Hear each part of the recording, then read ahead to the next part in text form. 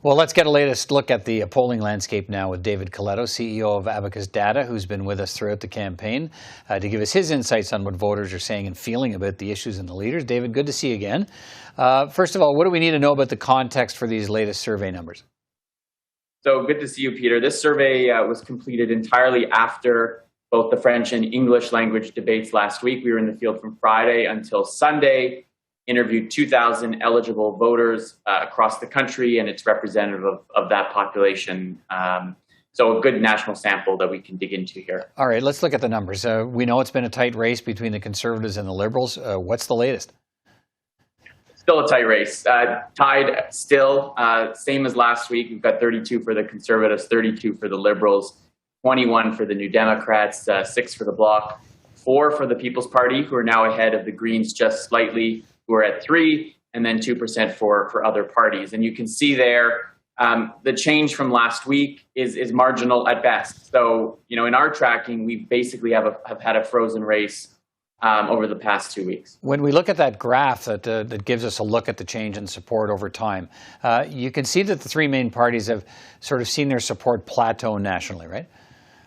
Yeah, there doesn't seem to be much momentum for any of the three major parties. I mean, the Conservatives, in the first few weeks of the campaign, were able to get neck and neck with the Liberals, but neither have really been able to break free. And the New Democrats have been stuck around the low 20s for the entirety of the campaign. So in my mind, that's a big part of this story, is that, despite some early movement, there hasn't been, at least in our tracking. Some of the other polls have showed more movement, but in our weekly poll, we haven't seen much move one way or the other. The real story is told in those key battleground provinces. That's what we'll all be watching on Election Day, where the parties need to grow support to win. So what are we seeing in the provinces and regions in terms of support with less than a week to go before Election Day?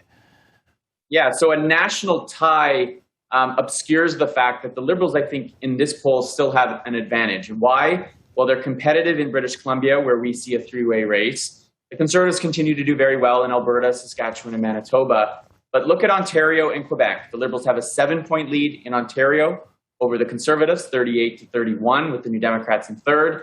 And then in Quebec, they've opened up a 7-point lead over the Bloc, 36% to 29. So those two big provinces account for a clear majority of all the seats in the House of Commons. If the Liberals have these kind of numbers headed into next Monday, election night, they're going to feel more confident that at least they can win the most seats. Finally, in Atlantic Canada, we are seeing some evidence of perhaps a tightening race there. It's a smaller sample size, so don't get hung up on the margin. But a number of other polls that have come out this week are also showing perhaps not as big a sweep for the Liberals in Atlantic Canada, but we'll still have to wait and see on Election Day on that one. All right, let's look at this next slide, because I suppose it's better news for the Liberals from the trend that had been developing. Let's look at the desire for change. What's happening there? Yeah, so again, 4 lines as we've shown over the last few weeks. That top line is the most important. It's the percentage of people who say they definitely want a change in government. As you said, it trended upwards throughout the summer and into the campaign. But for the last 4 waves of our research, it has more or less been stuck just below 50%. And if you look to the far left of that screen, back in 2019, 52% at the end of the 2019 campaign definitely wanted a change in government. So we're still below that number. And I think it's a signal that although the opposition parties, Mr. O'Toole, Mr. Singh, have been, I think, successful at raising questions about why we're having an election, they haven't done enough to prosecute the case for change. And so if I'm the Liberals, I'm watching this number closely over the next few days, because if it gets above 52, then they get into that's a real trouble zone for them, because it's going to be hard to win if so many people are really looking for a change in government. And this next graphic on vote by desire for change, explain what we're looking at in these numbers. So again, we have 4 categories of kind of levels of change. So at the top there, those who definitely want a change in government, you can see very few of them say they would vote Liberal. Most would vote Conservative and New Democrat. For that next category, it's a really interesting category. It's about 20% of the electorate. And they say change would be nice, but it's not important to them. And you can see why, because a plurality of them would actually vote Liberal. So they're saying, I'd like change, but I have no real desire to have it. And then the bottom 2 categories are those who say they'd like to keep the Liberals, one more aggressively than the other. And you can see they overwhelmingly vote Liberal. And again, back to the challenge for Mr. O'Toole is that he really needs to get people moving from that second change group, change but not important, up to the first, because you can see what happens when you move up there. You almost, none of them are going to vote Liberal, far more of them vote Conservative. Right. So he hasn't done enough at this stage. This doesn't feel like a change election. It hasn't reached that point. And I think it might be because he keeps going on about how this election is unnecessary. And if it's unnecessary, then for some voters, it might signal, well, maybe Mr. Trudeau should actually stay in power. Okay, let's turn to some numbers that I think are pretty important because they speak to the effectiveness of the support for parties. In other words, not just support, but who's actually going to exercise the franchise and cast a ballot to back up that support. So what's in those numbers and why are they so important? So among those who say they're definitely going to vote, and now, coming out of this weekend, many of them are already voted because of the advanced polls being open and mailed ballots being available. We find that the Conservatives actually have an advantage among this group. And so this is one of those key variables we're going to be watching closely as we get towards election day is what is turnout? We already have some indication perhaps that early or advanced voting over the weekend might have been slightly higher than 2019. That doesn't mean overall turnout's going to be high because in some of the other indicators, we see that enthusiasm, as we'll see in a minute, isn't as high. But what this shows is that right now, among those who are most motivated to vote, the Conservatives actually have a slight advantage. So you go from a tie to a 4-point Conservative lead, which makes it harder for the Liberals to get reelected with these numbers and gives the Conservatives a better shot at perhaps winning the most seats in the House. All right, this next slide's about expectations. You asked which party people think will win regardless of who they actually support. What did you find there? So here we haven't seen much movement. More people think the Liberals are still going to win this election than the Conservatives.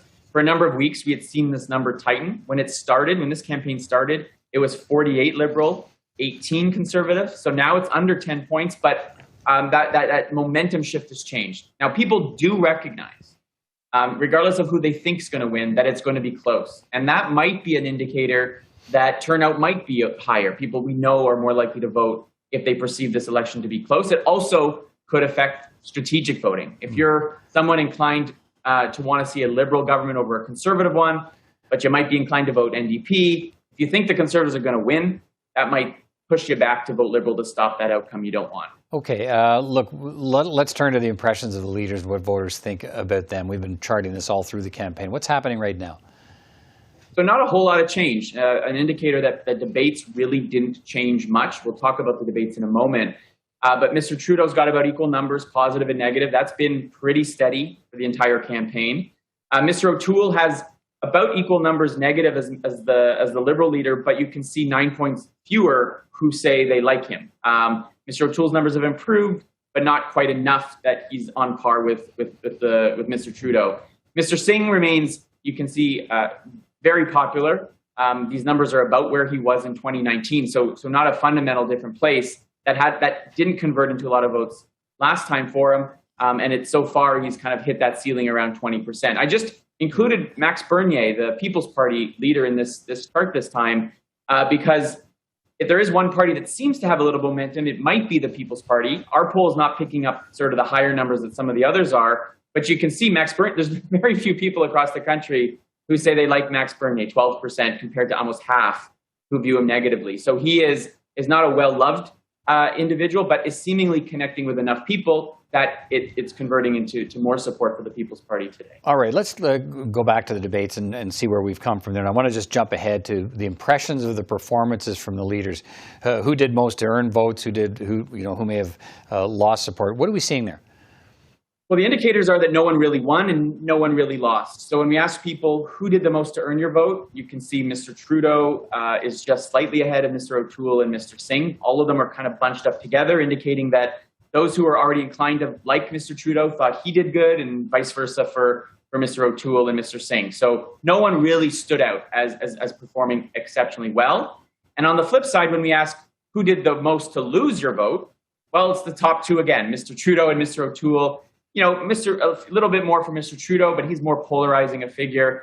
These two data points, plus all the others that we looked at, signal to me that these debates really didn't have an impact in changing people's minds. It maybe just reinforced them. And I think that's reflected in the fact that the polls really haven't moved in other metrics since those debates as well. All right, one last slide here, an important one that speaks to voter turnout and the depth of support for a party. What did you find there?